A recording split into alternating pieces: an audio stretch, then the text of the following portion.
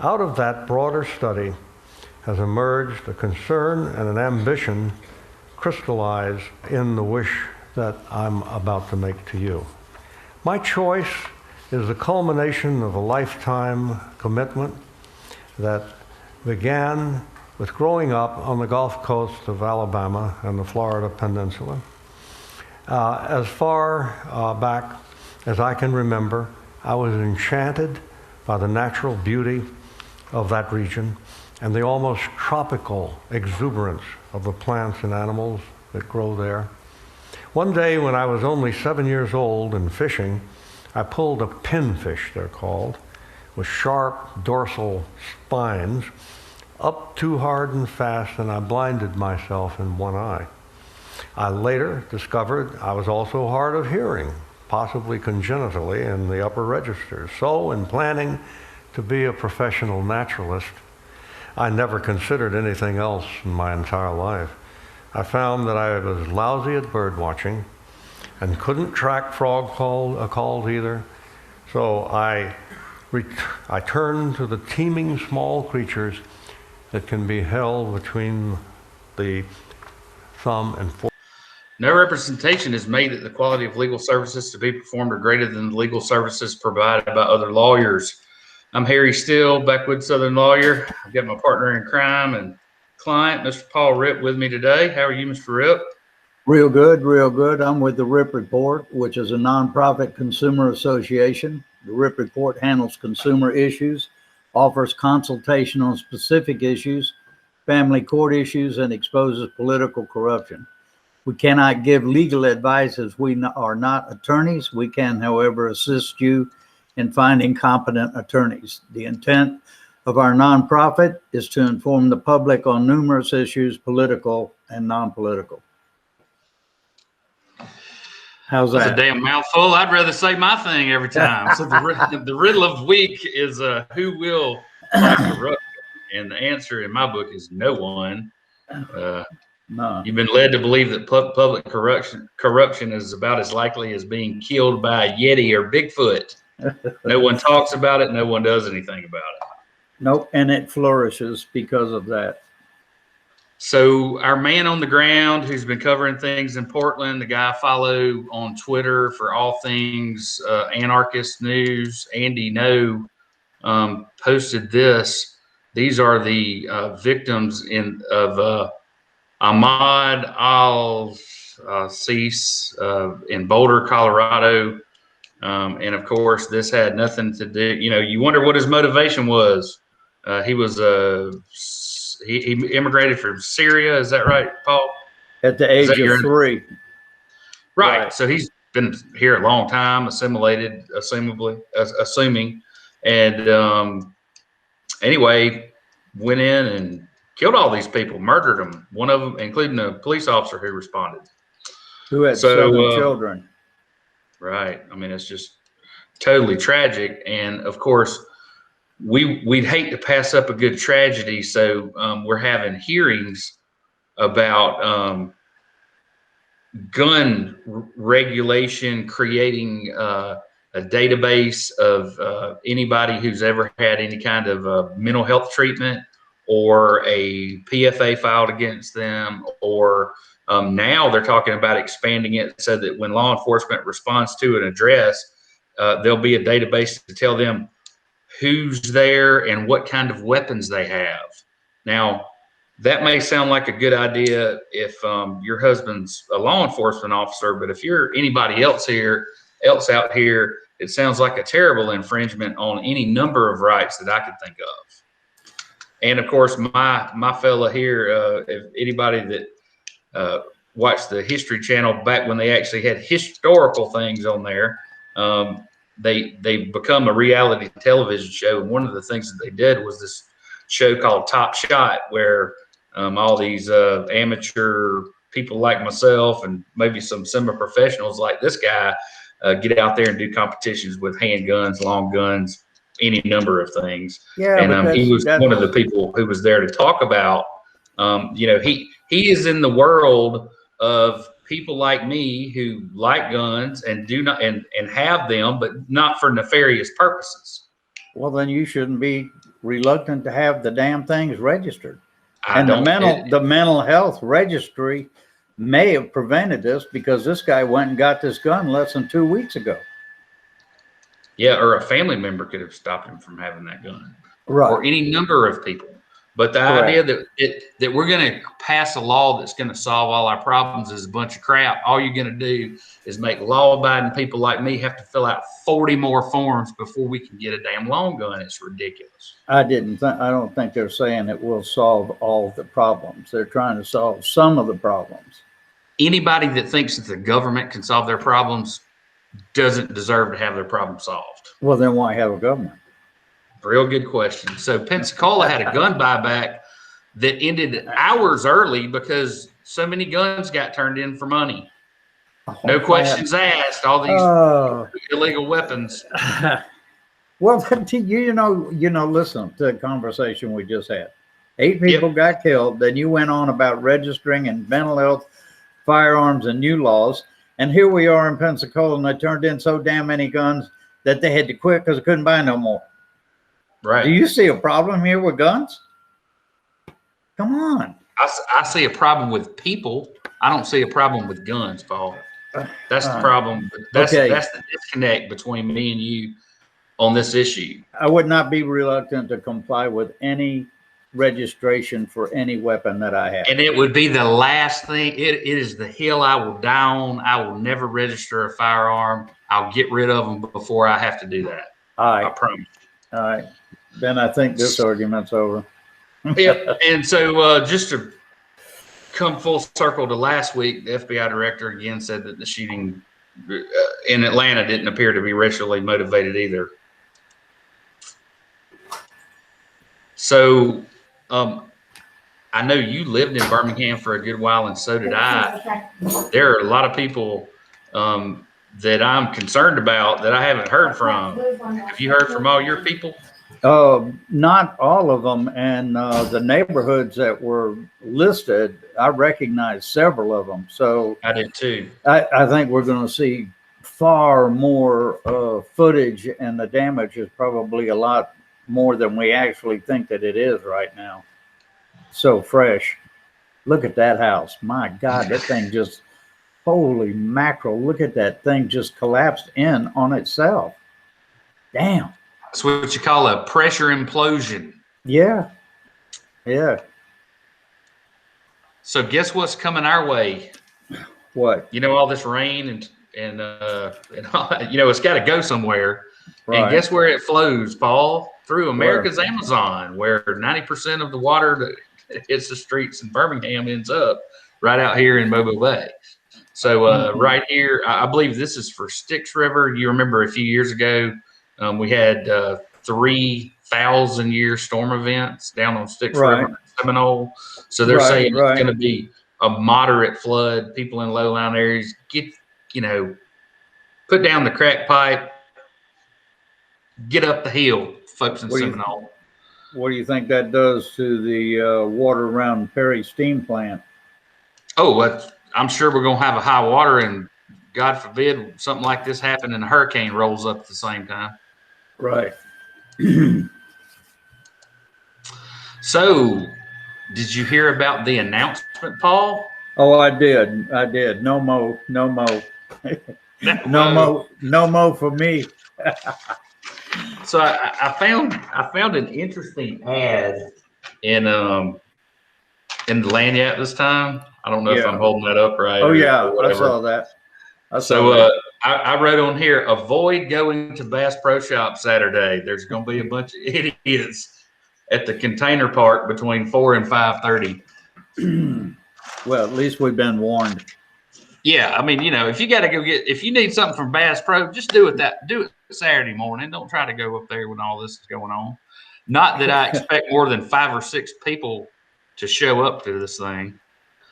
So AL.com had an interesting article about Roy Moore's legacy. Stephen Miller, the human penis on the right, is one of the dirty tricks playbook guys from the Trump administration.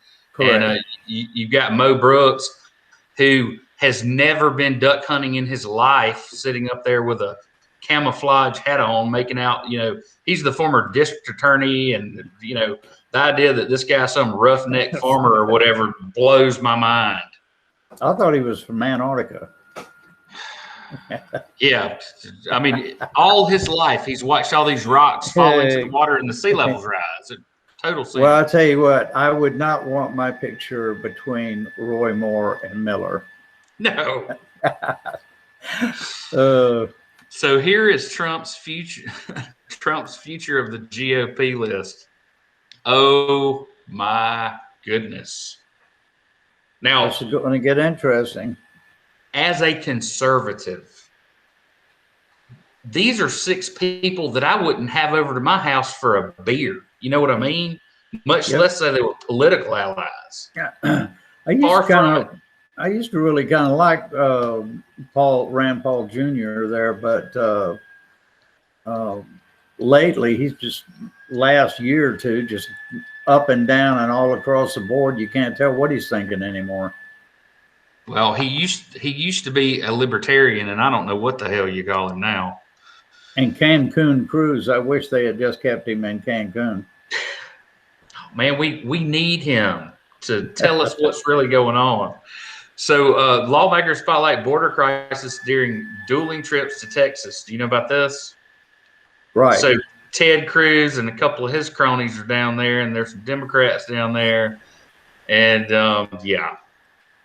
it is a mess. I don't know if you want to blame this border crisis on somebody, go in the bathroom, turn on the light, and look in the mirror. It's all of our faults. We've been letting this fester for years, and quite frankly, decades. It would be extremely arrogant of anybody to say that they had a silver bullet answer for this. Now, is it letting everybody in and giving them benefits and turning them loose in this country?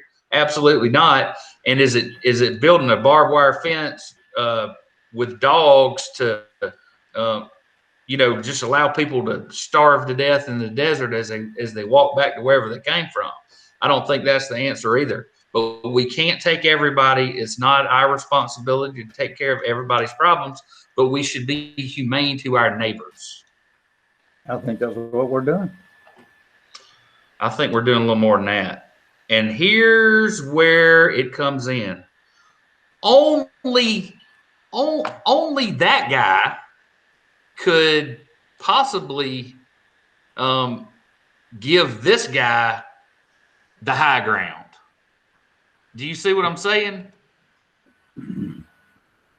Only Joe Biden could put himself in a situation to be vulnerable to the political stabbings of our U.S. Senator Tommy Tuberville, who knows jack all about the issue at all, nor has he ever talked about it in public, or nor when he was running for the office.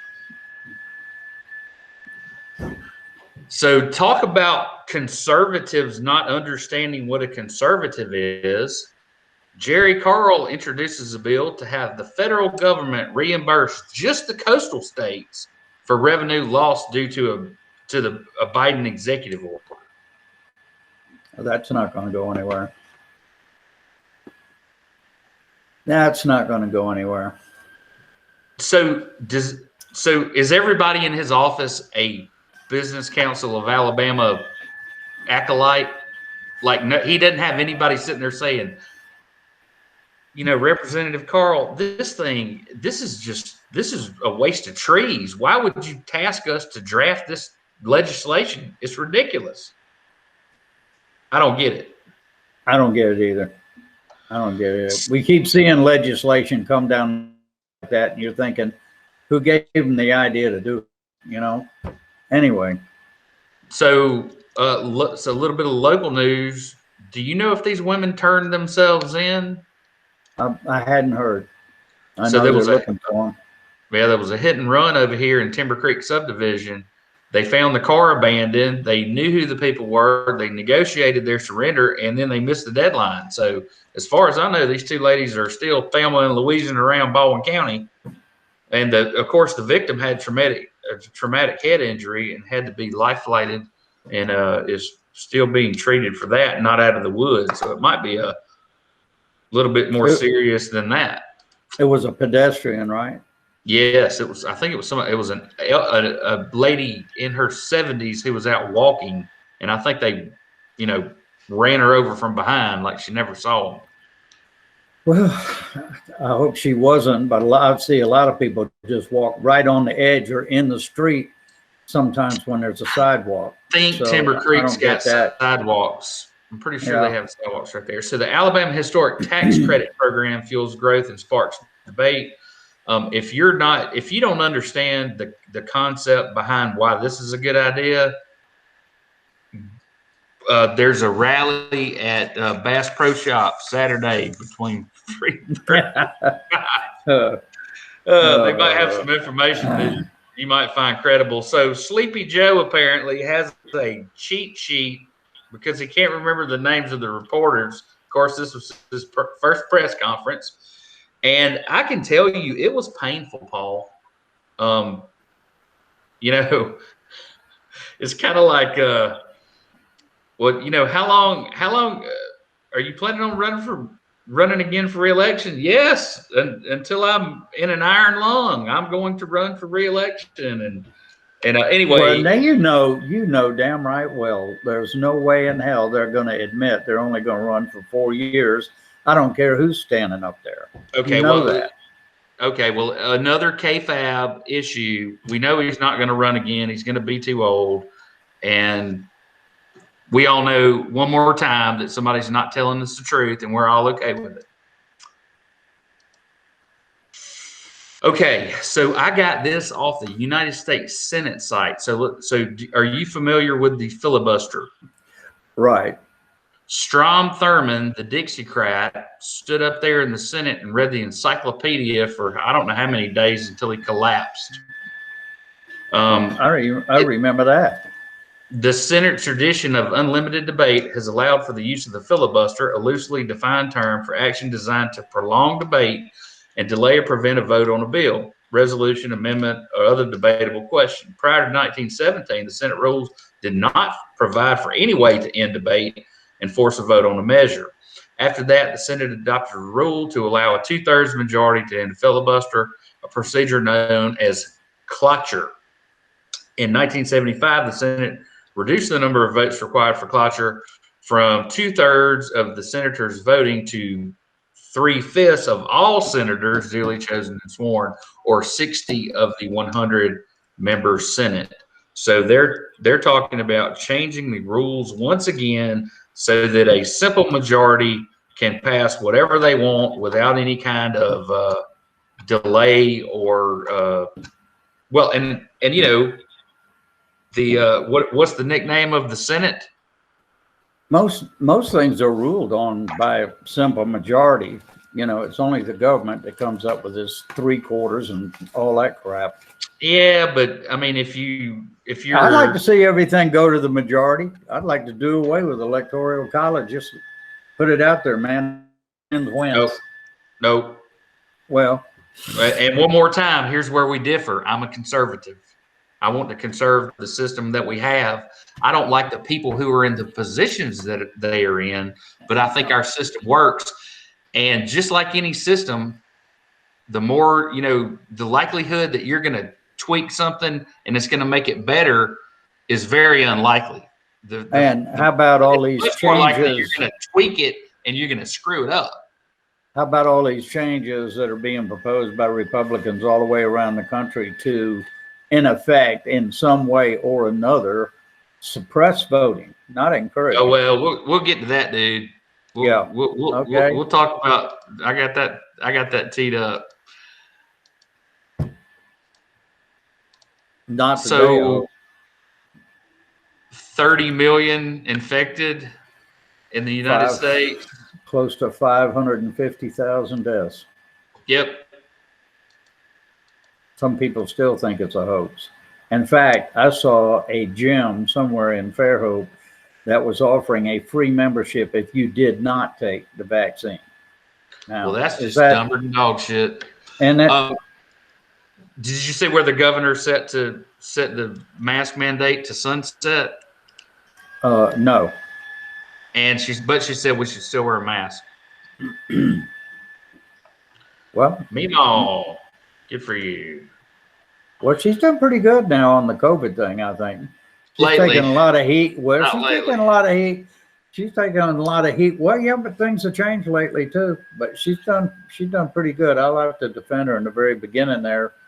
She had a lot of pressure on her and she didn't cave.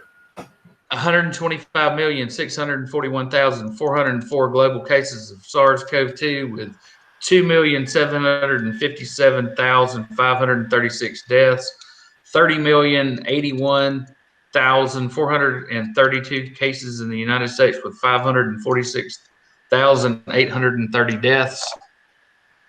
You can see the trend bar right here. It's not looking too great overall. For the world, here are Alabama's numbers.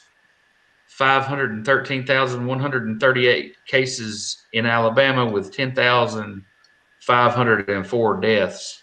And they Well, in the UK, you can't even leave the country.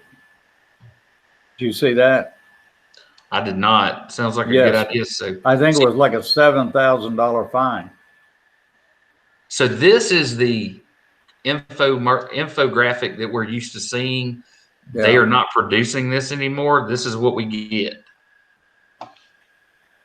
Doesn't break it down by different types, none of that kind of stuff. So Right. there your doses administered. Remember, we're about looks like we're about what, a quarter of the way there? Maybe. No, 13%. 13%. Heard that this morning. All right, Paul, we are to the RIP report. Well, the RIP report this week was slap on the wrist. It's about Ronan McSherry and the McSherry case with Paula Denardi. A lot of people have been following this. It seems to just keep going on and on and on. But you can get the RIP report on ripreport.com, or you can go to our Facebook site or Baldwin County Legal Eagle. Actually, the one that the article I think best gives a synopsis of everything that's happened is Mr. Gabe Times article this week, Win Some, Lose Some, McSherry convicted of public intox in the civil case proceedings. This is probably about Lagniap's fifth or sixth article they've written on this, and we've probably written equally as much. Be sure and you can get the Lagniap if you want to see this in hard print, and I think you should. You get the Lagniap at most newsstands in Fairhope. You can get it at the Coffee Loft or Julian's. But I don't know, Harry, what do you think? Just let me wade into this and see what we think, okay? Swing for the fences. Fairhope resident owner Ronan McSherry was convicted in circuit court of public intoxication last week, closing yet another chapter in the widely convoluted case dating back to November 2018. According to the prosecutors, McSherry was intoxicated at the Little Whiskey Christmas Club in early morning hours Black Friday when he shoved a local woman, Paula Denardi, off of a bar stool.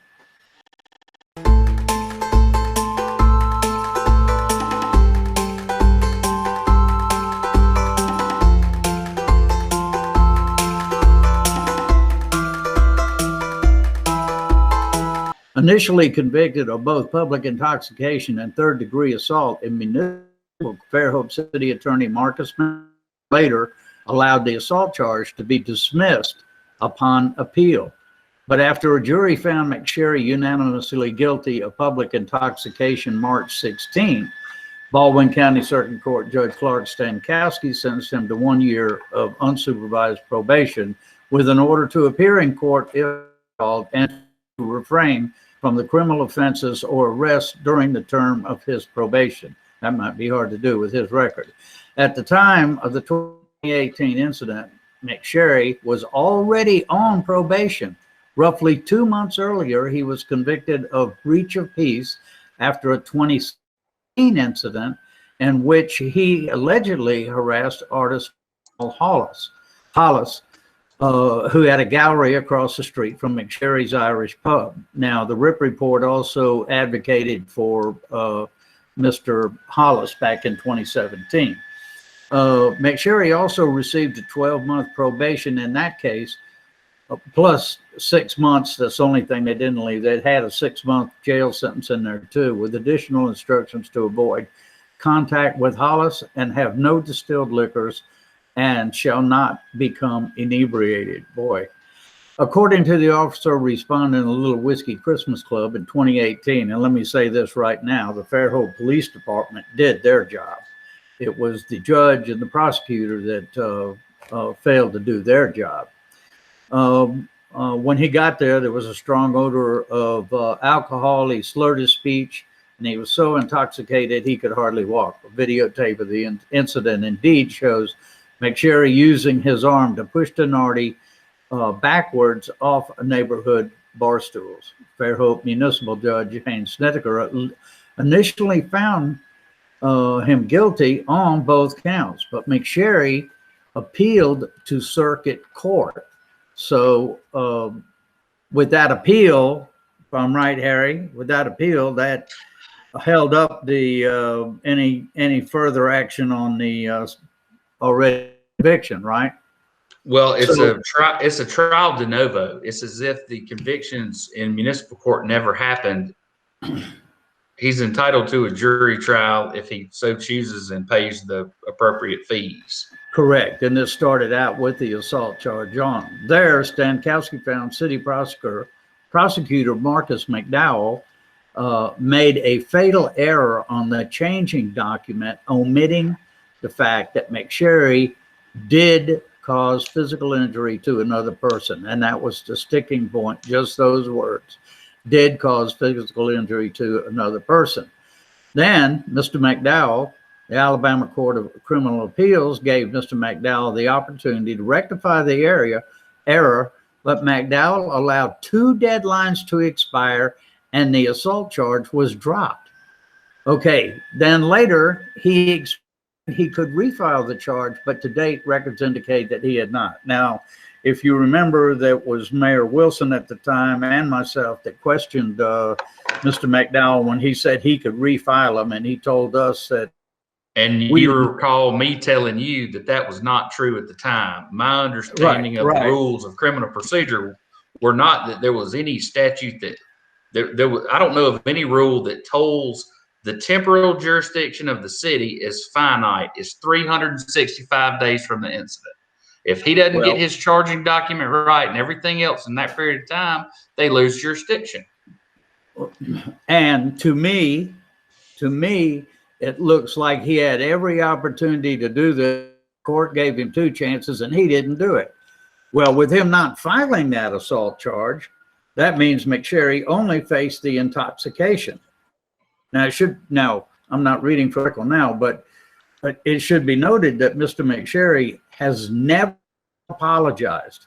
He has never offered to pay for any of Paula Donardi's medical expenses or anything else, and he has avoided looking at the assault charge. Had the assault charge stuck and got to Judge Stankowski's court, there's a very good chance that he would have lost his liquor license. So it looks like he's getting some favored treatment from Mr. McDowell, or Mr. McDowell's just having lapses of memory. Anyway, in the meantime, back at the article, Donardi also filed a civil case against McSherry seeking damages for serious physical injury. On Tuesday, Stankowski ruled McSherry's attorney, James Pittman, can pursue additional discovery in the case. During a hearing on the objection to Pittman's subpoena, Ducis Tectum, Subpoena Ducis Tectum. Dix Tatum, Pittman said Donardi was deposed earlier this month, and as a result of that, he's seeking additional evidence and phone records, as well as communications of the alleged victim and consumer advocate Paul Rip and local attorney Harry Steele. Well, let me tell you something, folks. This is think about how asinine this is. This is all on tape. We see from what's going on. From my cold dead hand will they get this information. And as far as my information goes, all they have to do is go to the ripreport.com And there's a history of every article that we've written. So, I mean, Depose far- me. Send me a set of send me a Correct. set of interrogatories. I'll answer them. But give the me an idea that I'm going to turn opportunity. over my communications of yours to anybody else, they can go fly a kite. I do not care to get to lose my license over whatever's going on here. Whatever is going on here is correct. There you go. Donardi claims in the weeks after the assault, Michelle conspired with others to send her harassing text messages or phone calls. Pittman told the court he also saw communications between Donardi and Rip, which there are none, that would implicate former Fairhope Mayor Karen Wilson, who there are none that I know of, and Donardi's communication with Harry Still. That's up to Harry to determine whether Still ever entered into a legal contract to represent her, which I know that sure looked like a legal contract to me. Donardi's attorney, David McDonald, told the court. So can I stop you for a second? There's something important here that I need to point out. So in the civil justice system, we want to encourage parties to settle their disputes among themselves. Okay. Right. So there's a rule of evidence. There's a rule of evidence that says you can't go back there and negotiate and then turn down the offer or whatever and come back in front of the jury say, well, hell, they just offered us $1 million in the back. You know, they're guilty. You know they owe us. Okay. So you got to understand that this whole talk about whether I entered into a settlement or not, totally inadmissible. Also, if there were a settlement, there'd be a signed contract, and my former client would have a pile of money in their pocket of allegedly, assuming what he's saying is true. Did you see him produce a document saying that we reached an agreement? So no. You understood why I got to my feet and went to the podium when he made that statement in open court, and why I was upset when I was not allowed to address that allegation, which is wild and unfounded, like a lot of things that Mr. Pittman gets away with in that courtroom. Right. And Mr. Pittman's on a fishing trip. I think he had lessons from his brother, Boom Pittman. People might remember him from the BP days. But anyway, this thing just continues to go on and on. We're now going into the civil court and production of documents, which is going to take us into August. And I think the thing that gets me most about this entire thing is the apathetic attitude of the people in Fairhope that, you know, somebody could be assaulted in a restaurant bar, a woman in particular, and the mayor, the council, and everybody else remains silent. Charges just seem to disappear and everything. Now, the one thing I will say, I'm a little optimistic to see what happens in Judge Stankowski's court. Most all of these people in this picture are affiliated with the Scott Boone Consulting. I do not believe that I've seen no evidence that Judge Stankowski is. I think Judge Stankowski, Harry Diallo, Billy Joe. They're the only. Those are the only ones I can think of right off the top of my head on the top of the ladder over there that aren't. But I encourage you to get you can read the RIP report. All these links are in there. But if you want a good synopsis of where we stand right now, win some, lose some's a very good article. I encourage you to boycott McSherry's. That's the last thing or opportunity that you have to do. The justice system failed us, or is continuing to the point of ridiculousness. So go to public opinion. Go to public opinion. Don't go there. Period. So, Paul, I'm going to go ahead and let everybody know that I have penned an op-ed in response to this win some, lose some. I think everybody, obviously, you'll need to have read this first to have a good perspective on the context of my op-ed, but I think you'll find it interesting. Okay, I'm looking forward to it. I'm hoping some people jump out of some windows over it. Yeah, well, give it to me. We'll run it next Friday for Freaky Friday. Oh my goodness, man! All right, so let's move on to some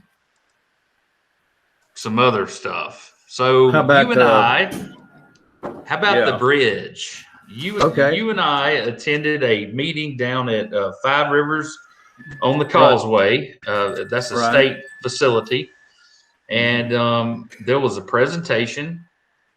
And here are some actual pictures that I took while we were standing there. That's pretty good zoom on my camera because I was a ways away. You see, phase one is an eastbound high level approach and main span cable stay bridge, striped 2 lanes in each direction, Virginia Street and Broad Street interchanges for state docks. Existing Bayway Bridge will be restriped to 3 lanes each direction. And the truck bridge rendering is simply a rendering of a That's bridge. just a bunch period. of bull crap.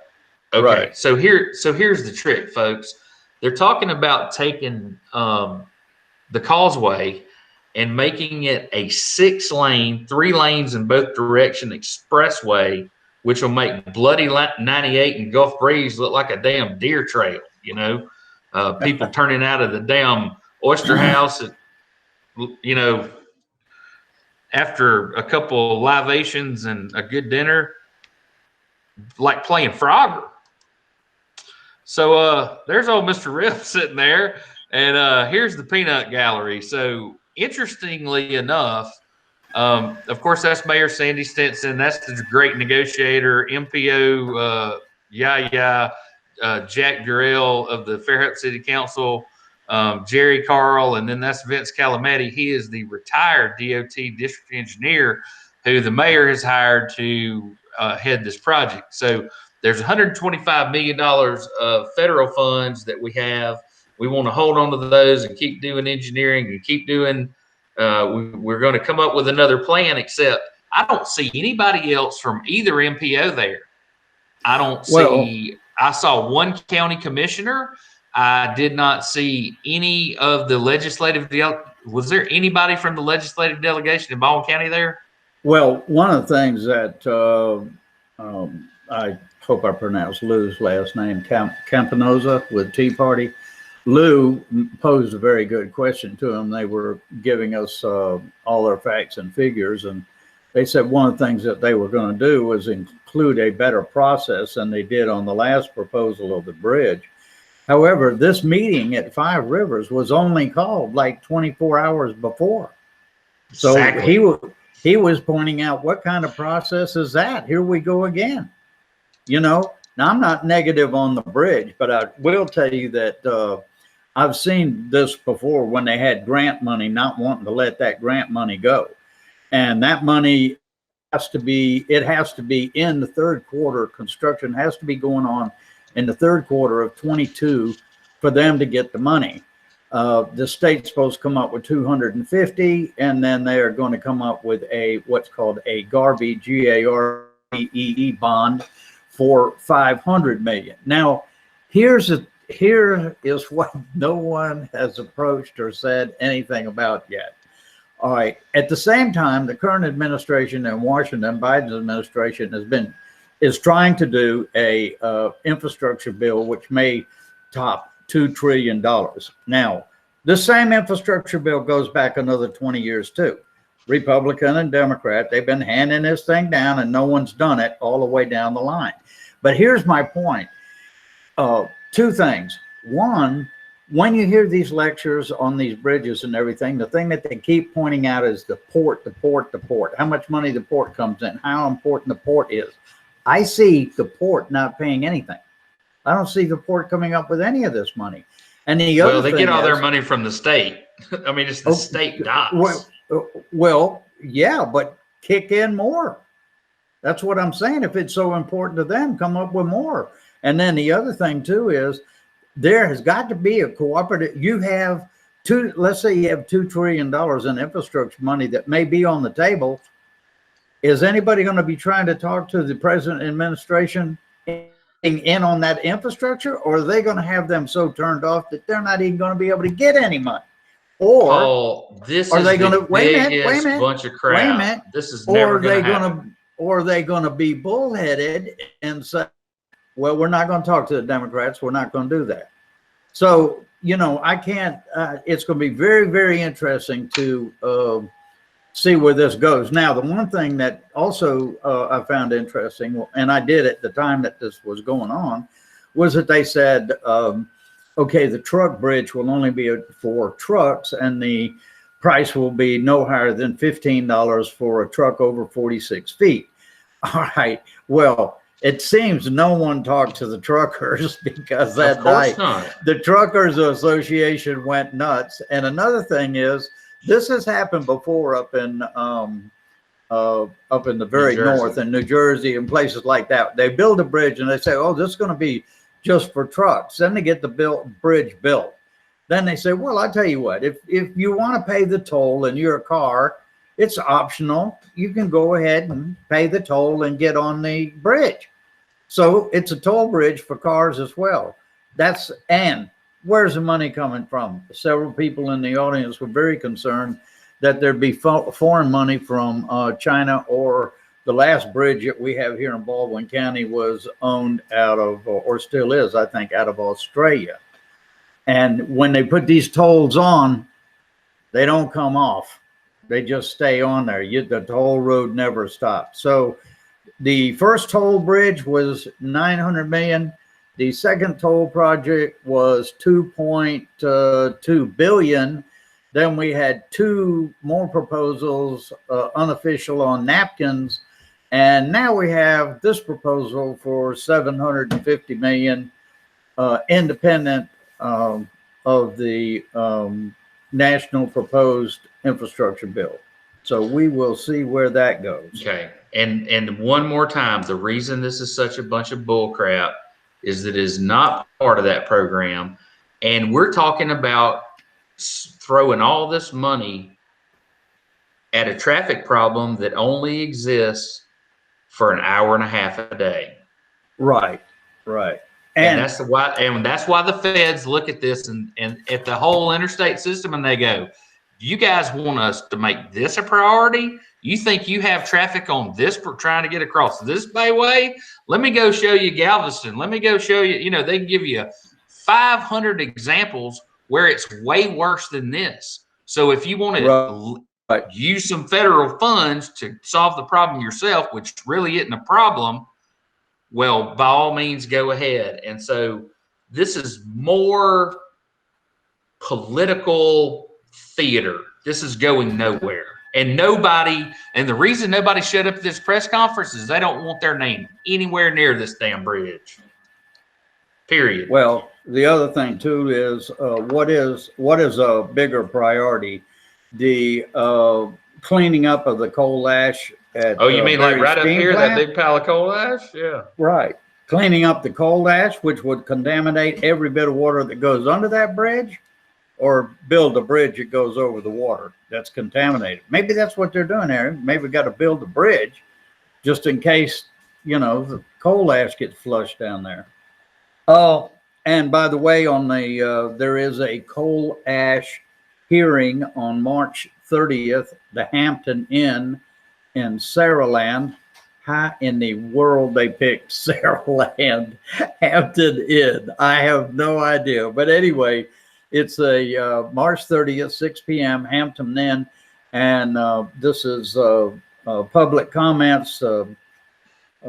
Most of the Sierra Club, Baykeepers, Ben Raines, all those people are going to be there trying to rationalize and reason with these people that this needs to be cleaned up. This could be, I have heard, 5 times worse than BP if the coal ash pond was to rupture and go into the river. And Alabama Power just keeps looking at us with their little violin telling us, oh, it's not going to happen. We got everything in control.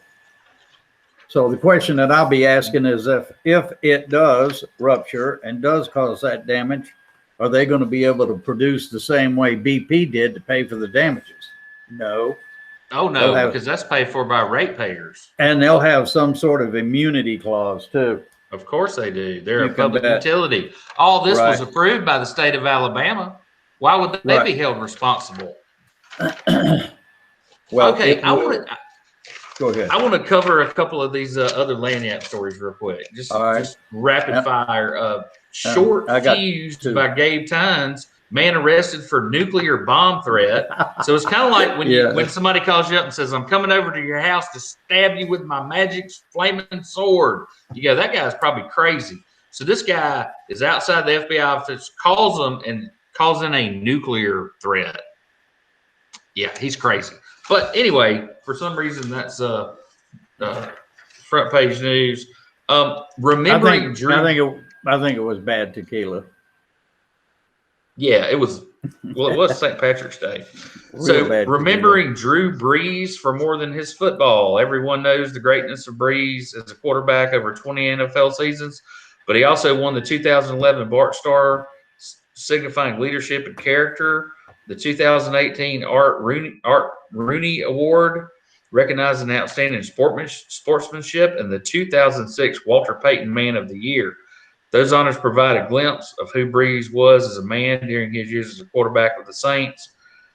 But they don't begin to tell the story of what Brees has meant to New Orleans as a city and our entire Gulf Coast region. I agree with that, and you should go read this article in the Land app. It is worth your time.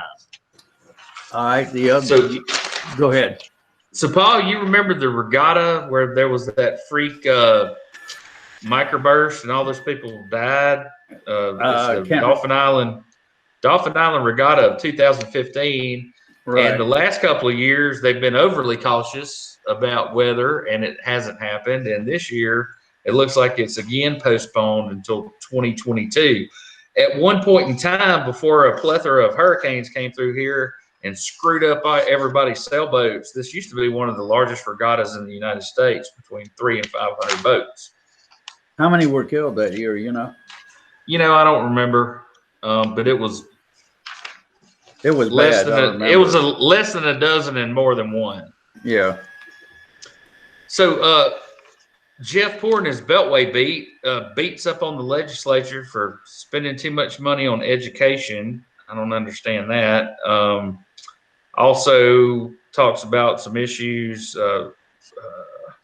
some tax credits and some other things. But, one of the things that he does not talk about at all. What? This ham-handed attempt to revive this bridge project. Oh. Which I thought that was the Beltway beat, and that's his beat.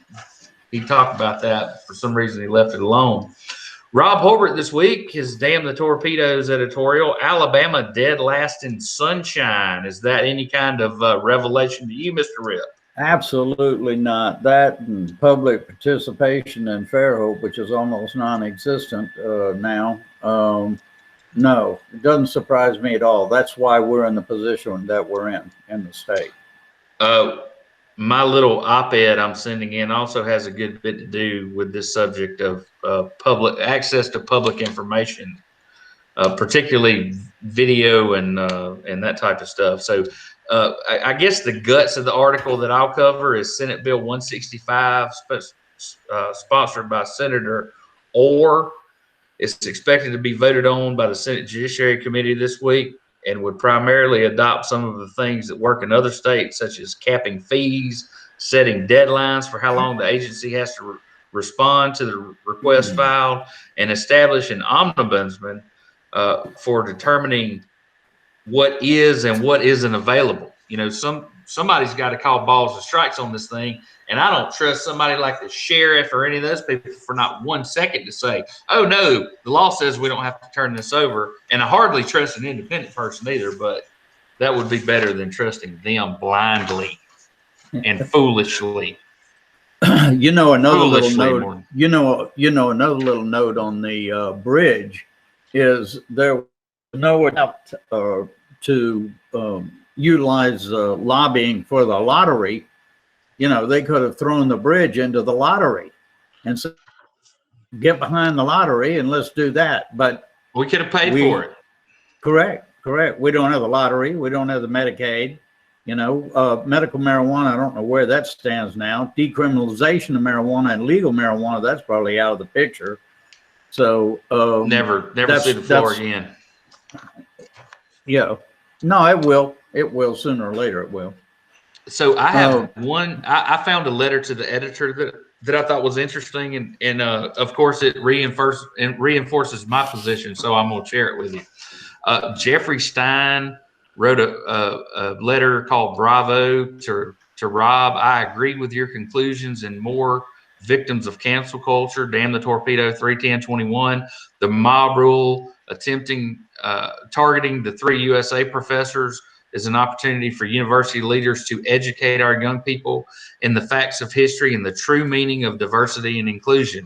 You know, this whole everybody's a damn eggshell plaintiff. College is somewhere you go to be destroyed as a person. Everything that you thought you knew gets destroyed by all these professors and all this information that's thrown at you. And when you come out the other side, you're a more robust person, ready to take on the world and defend these positions that you weren't equipped to defend before. And the idea that we have to worry about we're going to have everything's going to be bubble wrapped at the University of South Alabama so that no one's ever offended. Well, you'd have to burn half the damn books in the library. Bunch of bull crap, Paul. All right. So on to the cover story, which I am super excited about. Wait a minute, let's cover one more first. Okay, go for it. All right.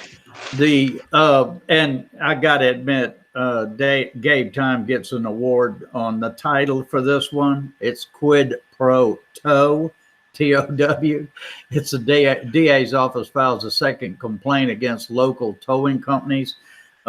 Anybody that's ever read newspapers knows that towing companies are in trouble one way or another all the time, it seems. This one is Rapid Towing of Irvington, and it involves the right to sue. The right to sue. Right to sue for unauthorized tows. When you get your vehicle towed, sometimes they'll want you to sign a release, and people will sign it. But under Alabama law, you have the right to sue for unauthorized tows and or any damage done to your vehicle. So you shouldn't sign something that waives those rights.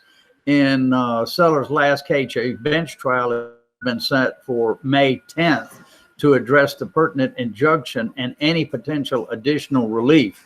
If any citizens have been towed by Rapid Towing since February 1, 2020, and were made to sign a hold harmless agreement or any other waiver of your rights, contact the Mobile County District Attorney's Office, 251-547-8400, and speak to the White Collar Crime Division. So they're all over the tow company truck. Hey, Paul. Yes, sir. We've talked about these people before because you remember civil forfeiture. Correct. They came and snagged all their trucks, even though they hadn't been charged with the crime yet. The state tried to say that they were, like a drug dealer's car that's like the slot machines in the casino. Exactly. And they're trying to say, hey, we're going to take your tow trucks because they were part of this criminal conspiracy. And they're going, really? What a bunch of bullcrap. And I agree with them. The civil forfeiture in Alabama is abusive and ignorant. Yeah, especially when you take into consideration the people at the controls of that, at that process that I don't trust as far as I can throw them. All right. You ready to talk about Dr. Wilson? Yes, and I want to preface that by telling everybody that Lynn Olshoe did an absolutely great job on this article. And this is non-political. This the research at this gentleman, 40 years at Harvard. He should be called Dr. Ant. All his research has been on. Yeah, all of the research has been on the ants and everything else, but go ahead and take off on it if you want. Well, I want everybody to listen to him for a sec, if I can get the damn thing to work. Equivalent to the Human Genome Project. It should be thought of as a biological moonshot with a timetable. So this brings me to my wish for Tedsters and to anyone else around the world who hears this talk. I wish we will work together to help create the key tools that we need to inspire preservation of Earth's biodiversity. And let us call it the Encyclopedia of Life. What is the Encyclopedia of Life? A concept that has already taken hold and is beginning to spread and be looked at seriously. It is an encyclopedia that lives on the internet and is contributed to by thousands of scientists around the world. Amateurs can do it also. It has an indefinitely expandable page for each species. It makes all key information about life on Earth accessible to anyone on demand, anywhere in the world. I've written about this idea before, and I know there are people in this room who have expanded or expended significant effort on it in the past. But what excites me is that since I first put forward this particular idea in that form, science has advanced, technology has moved forward. Today, the practicalities of making such an encyclopedia, regardless of the magnitude of the information put into it, are within reach. Indeed, in the past year, a group of influential scientific institutions have begun mobilizing to realize this dream. I wish you would help them. Working together, we can make this real. The encyclopedia will quickly pay for itself in practical applications. It will address transcendent qualities in the human consciousness and sense of human need. It will transform the science of biology in ways of obvious benefit to humanity. And most of all, it can inspire a new generation of biologists to continue the quest that started for me personally 60 years ago, to search for life, to understand it, and finally, above all, to preserve it. That is my wish. Thank you.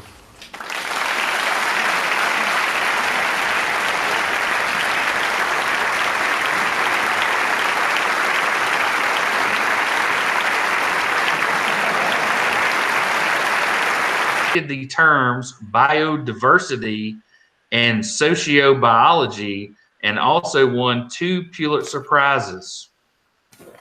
Oh, his accomplishments and his history, and 3, just to show his local roots, 3 of Wilson's great grandfathers fought in the Confederacy, and James Joyner was among the 4,000 Confederates facing 16,000 Union soldiers at Fort Blakely in the last battle of the Civil War.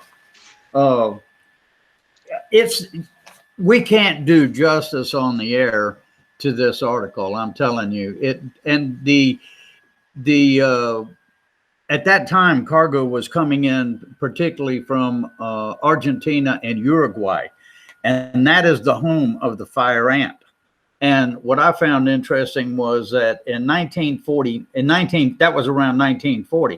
By 1949, the fire ants had blanketed Mobile and Baldwin counties and were spreading outward at a rate of 5 miles a year. Within 3 decades, the fire ants reached Tennessee, Texas, and the Carolinas. I mean, my God, that's just incredible. Now, the other thing is, listen to this. All ants active in social life of colonies are females, Wilson wrote. Females are in total control. All ants you see at work, all that explore the environment, all that go to war are female. The males are nothing more than flying sperm missiles. So kind of degrades the male ant there. But so he did found the Encyclopedia of Life. It's a free online collaborative encyclopedia with data documenting almost 2 million living species. And he was now they're doing a wall mural, doing some ants, metal ants and replicas of different ants and everything downtown. He's been very proud of his accomplishments with that. But he told Ben Raines, he said, I've traveled all over the world to some of the most exotic and remote places that you can find. But the most magnificent of all was right here where I started in this Delta in Mobile, Alabama. I hope he shows up for the coal ash lecture. Oh, wouldn't that be something? So in 1995, Wilson was named one of the 25 most influential personalities in America by Time Magazine, a winner of the National Medal of Science. His portrait hangs in the National Portrait Gallery.